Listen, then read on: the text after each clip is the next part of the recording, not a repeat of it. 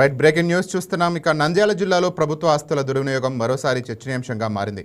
నూనెపల్లిలో నూతనంగా నిర్మించిన మండల విద్యాధికారి కార్యాలయ భవనం అసాంఘిక కార్యకలాపాలకు అడ్డాగా మారిన ఘటన స్థానికంగా కలకలం రేపుతోంది. ప్రజాధనంతో నిర్మించిన ప్రభుత్వ భవనంలో కొందరు వ్యక్తులు మద్యం సేవిస్తూ విధులు నిర్వహించిన దృశ్యాలు వెలుగులోకి రావడంతో అధికారులు పర్యవేక్షణపై విమర్శలు వెల్లువెత్తుతున్నాయి. ఈ ఘటనలో రాజకీయ నాయకుల అండదండలు ఉన్నట్టు ప్రచారం జరుగుతుండటంతో ఈ వ్యవహారం మరింత ప్రాధాన్యత సంతరించుకుంది. భవనం ఇంకా తమ ఆధీనంలోకి రాలేదని విద్యాశాఖ అధికారులు చెప్తున్నప్పటికీ హ్యాండ్ ఓవర్ కాని భవనం భద్రతా బాధ్యత ఎవరిదన్న ప్రశ్నలు తలెత్తుతున్నాయి. ఈ ఘటనపై సమగ్ర విచారణ జరిపి బాధ్యులపై కఠిన చర్యలు తీసుకోవాలని స్థానికులు డిమాండ్ చేస్తున్నారు. రైట్, ఇదే అంశానికి సంబంధించిన మరింత సమాచారం మా కరస్పాండెంట్ మురళి ఫోన్ ద్వారా అందిస్తారు. రైట్ మురళి, చెప్పండి, ఎంఈఓ ఆఫీసులో జరుగుతున్న అసాంఘిక కార్యకలాపాలపైన అప్డేట్స్ ఏంటి? రైట్ రాజేంద్ర, నంద్యాల జిల్లా నూనెపల్లి సమీపంలో ఉన్నటువంటి ఎంఈఓ కార్యాలయం అసాంఘిక కార్యకలాపాలకు అడ్డాగా మారింది. ఏదైతే కొత్తగా నిర్మించినటువంటి భవనం దాదాపు 53 లక్షల అంచనా వ్యయంతో నిర్మించినటువంటి భవనం ఇంకా అందుబాటులోకి రాకముందే, అంటే పూర్తిగా రెడీ అయ్యి ఇంకా దాన్ని అధికారులు చేజిక్కించుకోకముందే అది అసాంఘిక కార్యకలాపాలకు అడ్డాగా మారింది. కొత్తగా నిర్మించినటువంటి భవనంలో కొంతమంది వ్యక్తులు దర్జాగా మంచం వేసుకొని మరి మద్యం పార్టీ చేస్తున్నటువంటి దృశ్యాలు సోషల్ మీడియాలో వైరల్ గా మారాయి. అయితే ఆ కార్యాలయం పక్కనే కూడా మండల ప్రజా పరిషత్ కార్యాలయం, ఇట్లా ప్రభుత్వ కార్యాలయాలు ఉన్నటువంటి ప్రాంతం అది. అలాంటి ప్రాంతంలోనే ఉన్నటువంటి ఈ విద్యాశాఖ కార్యాలయంలో దర్జాగా ఈ రకంగా మద్యం సేవిస్తూ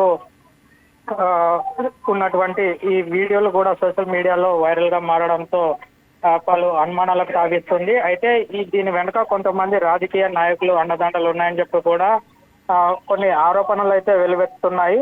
ప్రధానంగా ఈ భవనం ఇంకా అందుబాటులోకి వస్తే అక్కడ కొన్ని కార్యకలాపాలు, అంటే విద్యాశాఖకు సంబంధించినటువంటి కొన్ని కార్యకలాపాలు కూడా సాగాల్సినటువంటి పరిస్థితి. భవనం నిర్మించి విద్యాశాఖ అధికారులకు అప్పగించకపోవడంతో ఇలాంటి వ్యవహారాలు తరచుగా జరుగుతున్నాయని చెప్పి కూడా విమర్శలు వ్యక్తం అవుతున్నాయి.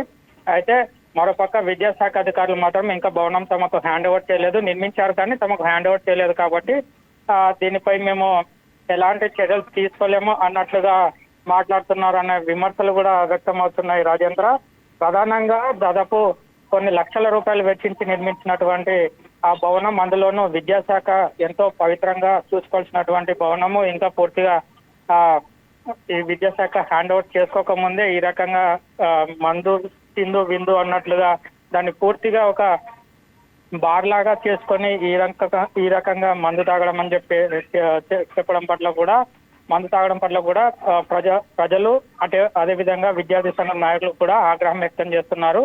అయితే దీనిపై ఇప్పటికే ఎక్కడ కూడా ఇది వెలుగులోకి రాకపోవడంతో ప్రత్యేకంగా మన వైకేటీ భాగంగా ఎక్స్క్లూజివ్ గా ఈ వీడియోలన్నీ కూడా మనం సేకరించి ప్రచురిస్తా ఉన్నాము. దీన్ని అంటే ఎక్కడ కూడా దీన్ని బయటికి రానియకుండా కూడా కొంతమంది అండదండలతో, అంటే కొంతమంది రాజకీయ నాయకుల అండదండలతో వీళ్ళంతా కూడా వ్యవహరిస్తున్నారని చెప్పి కూడా విమర్శలు వ్యక్తమవుతున్నాయి. రాజేంద్ర, రైట్, ఈ ఘటనకి సంబంధించిన ఈ అంశం జిల్లా విద్యాశాఖ అధికారుల దృష్టికి వెళ్తే వాళ్ళు ఏ విధంగా స్పందిస్తున్నారు? దృష్టికి వెళ్ళినా కూడా వాళ్ళు ఒకటే చెప్తున్నారు, భవనం నిర్మాణం పూర్తయిన వాస్తవమే, అది మా పరిధిలోకి వస్తుంది, కాకపోతే భవనం నిర్మించారు కానీ తమకు ఇంకా అది హ్యాండ్ ఓవర్ చేయలేదు కాబట్టి మేము దాన్ని ఇంకా సరిగ్గా పట్టించుకోలేదు అంటున్నట్టు వ్యవహరిస్తున్నటువంటి పరిస్థితులకు ఉంది. విద్యాశాఖ అధికారులు నిర్లక్ష్యంగా వ్యవహరిస్తున్నారు అనే దానికి ఇది ఒక నిదర్శనం అని చెప్పవచ్చు. ఎందుకంటే పూర్తిగా భవనం పూర్తయింది, కొత్తగా అంతా కూడా ఆఫీసు రెడీ అయింది, ఆఫీస్ కార్యకలాపాలు సాగించడానికి సిద్ధంగా ఉన్నటువంటి భవనంలో ఈ రకంగా మందు తాగుతూ కొన్ని, అంటే మందు తాగడమే కాదు, అది కొంతమంది వ్యక్తులు సొంత ప్రయోజనాల కోసం ఉపయోగిస్తున్నట్లుగా కూడా మనం చూసుకోవచ్చు. విజువల్స్ లో ఆ మందు తాగినటువంటి మంచం వెనక పక్క కూడా ఒక మిషన్ కూడా ఉంది. మిషన్ లో ఎవరు బట్టలు కుట్టి అట్లనే పెట్టేసినటువంటి పరిస్థితి నెలకొంది. అయితే పూర్తిగా భవనాన్ని ఎవరో కొంతమంది వ్యక్తులు తమ సొంత ప్రయోజనాల కోసం వాడుకుంటున్నట్లుగా స్పష్టంగా ఈ విజువల్స్ లో మనం చూసుకోవచ్చు. ఎక్స్క్లూజివ్ గా వైకే టీవీ దీన్ని మనం